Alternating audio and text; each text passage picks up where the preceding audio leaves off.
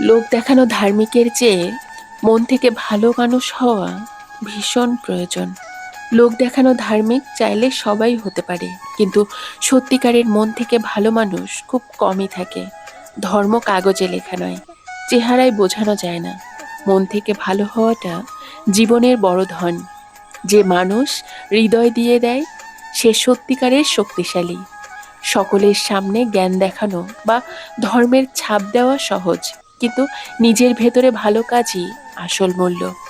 মন ভালো হলে কল্পনাতেও শান্তি থাকে। অন্যকে সাহায্য করার খুঁজে আসে নিজের আনন্দে। সত্যিকারের মানুষ চোখে পড়ে না, সে থাকে ভেতরে, কাজ আর আচরণে প্রকাশ পায়। লোক দেখানো ধর্ম নয়, মন ভালো হওয়াটাই আসল ধর্ম। হুম হুম, বলো। দাও।